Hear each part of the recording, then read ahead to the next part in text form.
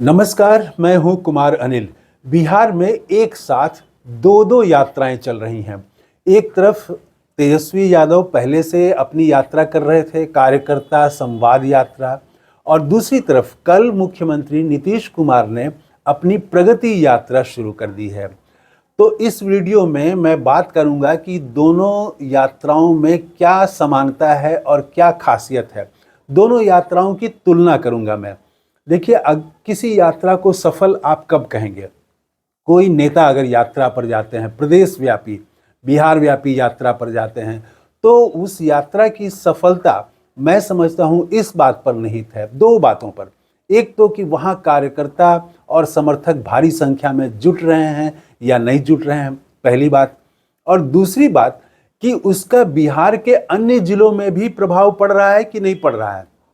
अगर अन्य जिलों में भी उसका प्रभाव पड़ रहा है, वहां भी कार्यकर्ता भारी संख्या में जुट रहे हैं, और नेता ने जो नारा दिया वो गांव-गांव के कार्यकर्ताओं का अगर नारा बन जाता है तो वो यात्रा सबसे सफल यात्रा कही जानी चाहिए। और इसी के विपरीत अगर कोई ऐसी यात्रा है जिसमें कार्यकर्ता नहीं जुट रहे हैं, जिसका असर पूरे प्रदेश पर नहीं हो रहा है, और नेता जो कह रहा है वो एकदम से स्लोगन में गांव-गांव तक नहीं पहुंच रहा है स्लोगन के रूप में, तो हम उस यात्रा को सफल नहीं कह सकते हैं। यहाँ पर जब हम देखेंगे, तुलना करेंगे, तो नीतीश कुमार की यात्रा जो कल शुरू हुई पश्चिम चंपारण में, थारू आदिवासी जाति है, तो उसके बीच से उसी के एक गांव से शुरू हुई, थारू टोला से वो शुरू किए। फिर वो उसके बाद शिकारपुर गांव गए, और उसके बाद फिर और भी गांव में गए। अधिकारियों के साथ उन्होंने मीटिंग की, समीक्षा बैठक की। इस पूरे दौर में जो बिहार का आईपीआरडी है उसने सारे फोटो और सारे डिटेल्स जारी किए हैं सोशल मीडिया में। वो देखें, आज का अगर सुबह का अखबार देखें तो उस पूरे चीज़ों से पता चलता है यही कि उसमें कार्यकर्ता दिखाई नहीं पड़ रहे हैं।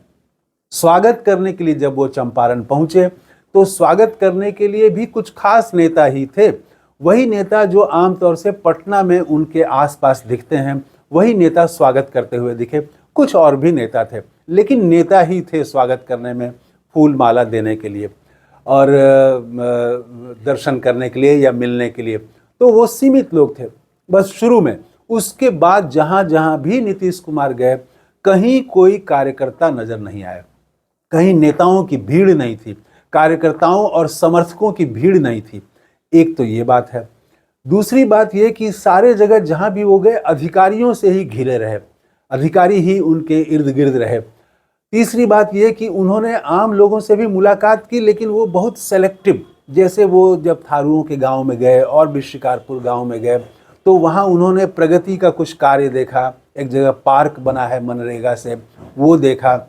महिलाओं ने जो हाथ से अपने कुछ हस्तकला से जो उन्होंने कुछ सामग्री बनाई थी, जैसे वो छोटी टोकरी जिसको दौरा या दौरी बोलते हैं बिहार में, तो वो सब उन्होंने देखा। कुछ प्रमाण पत्र दिया।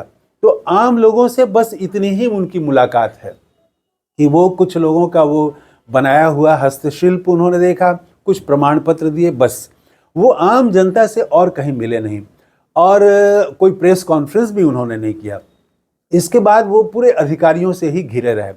एक जो उनकी पूरे कल की यात्रा की जो सबसे बड़ी घोषणा है, वो घोषणा ये है कि गन्ना किसानों को 20 रुपया प्रति क्विंटल, किलो नहीं, प्रति क्विंटल 20 रुपया अब ज़्यादा दिया जाएगा। तो ये भी गन्ना किसान भी बिहार का एक छोटे हिस्से में ही गन्ना होता है, चंपारण के इलाके में ही होता है, तो वहाँ उन्होंने ये एक घोषणा की। तो इसका पूरे बिहार पर इस यात्रा का कोई असर नहीं दिख रहा है। कार्यकर्ताओं में कोई जोश नहीं दिख रहा है। दूसरे जिले में वहाँ भी कार्यकर्ता भारी भीड़ में, या आम लोग भी ऐसा नहीं कि देखने के लिए नीतीश कुमार को उमड़ पड़े हों सड़कों पर, ये कहीं दिखाई नहीं पड़ रहा है। इधर तेजस्वी यादव की यात्रा को आप देखें तो तेजस्वी यादव ने जो कार्यकर्ता संवाद यात्रा शुरू की, दरअसल ये मैया यात्रा बन गई है। इन्होंने जो माई बहन योजना एक शुरू की, तो आप कह सकते हैं माई बहन योजना बन गई है, बेटियों की यात्रा बन गई है। इन्होंने एक घोषणा की कि माई बहन योजना में हमारी सरकार बनी तो 2500 रुपये हम हर महिला को देंगे। इसकी चर्चा पूरे कार्यकर्ताओं में है और ये अब गांव में आम लोगों को भी मालूम होने लगा है। और बल्कि जहां जिला कमेटी को कोई निर्देश नहीं है ऊपर से राज्य कमेटी से, वहां भी जिलों में इस योजना का प्रचार कार्यकर्ताओं ने शुरू कर दिया है। गांव-गांव में मीटिंग शुरू कर दी है और जहां तेजस्वी जा रहे हैं वहां भारी भीड़ इकट्ठा हो रही है। कार्यकर्ताओं के साथ तो वो संवाद करते ही हैं, उसके अलावा जिधर से गुजर रहे हैं उधर भारी भीड़ सड़क के दोनों तरफ उनको देखने के लिए जुट रही है। इस बीच उन्होंने एक और अच्छा समन्वित किया है अपने काम को कि बीच में यहाँ पटना में बीपीएससी के अभ्यर्थियों का आंदोलन चल रहा है, तो वो यात्रा में कहीं अपना कार्यक्रम करके वो यहाँ आ गए शाम को रात में मिलने के लिए, और रात में मिल के फिर उसके बाद वो ट्रेन से अपने दूसरे जिले की यात्रा जाके पकड़ ले रहे हैं। तो इस दौरान जैसे भागलपुर में वो ट्रेन से पहुंचे तो वहाँ स्टेशन पर ही भारी भीड़ कार्यकर्ताओं और समर्थकों की देखी गई।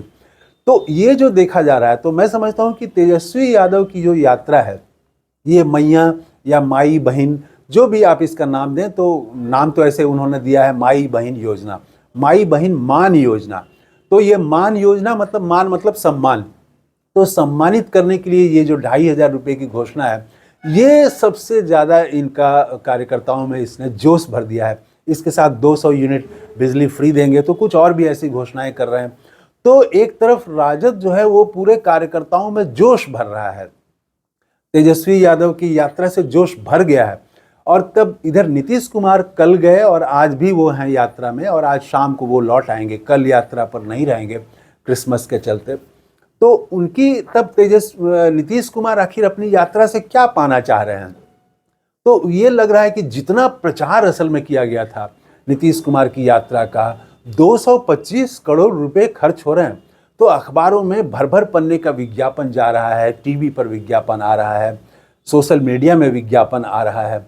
तो जितना प्रचार किया गया था उतना तो फायदा मिलता हुआ दिख नहीं रहा है। हाँ, एक चीज़ भीतर में, खबर के भीतर अगर झांक के आप देखें तो एक छटपटाहट जरूर जदयू के भीतर दिखती है, नेताओं के भीतर दिखती है कि हम 2025 चुनाव में मुख्यमंत्री नीतीश कुमार के ही चेहरे पर चुनाव लड़ेंगे, इसको ज़्यादा जोर देके कहा जा रहा है। और इसका मतलब है कि वो बराबर बराबर सीट चाहेंगे, 100 सीट चाहेंगे। हो सकता है कि बिहार में विधानसभा की सीटें, तो सीट ज़्यादा चाहेंगे और मुख्यमंत्री का चेहरा चाहेंगे। लेकिन राजनीतिक रूप से नीतीश कुमार और नीतीश कुमार की पार्टी ने भारतीय जनता पार्टी के राजनीतिक मुद्दों के आगे समर्पण कर दिया है, चाहे वो वक्फ वाले मामले पर हो, चाहे वन नेशन वन इलेक्शन का मामला हो, या अभी अमित शाह से माफ़ी मांगने की मांग जो इंडिया गठबंधन के दल चला रहे हैं कि अंबेडकर का अपमान किया उन्होंने। इस सवाल पर, ये सारे सवाल पर जदयू जो है पूरी तरह से भारतीय जनता पार्टी के साथ है। तो ये एक कंट्राडिक्शन मैं देख रहा हूँ। कंट्राडिक्शन ये है कि नीतीश कुमार राजनीतिक रूप से तो भाजपा के साथ हैं पूरी तरह से, एक तरह से आप कह सकते हैं वो समर्पित हैं।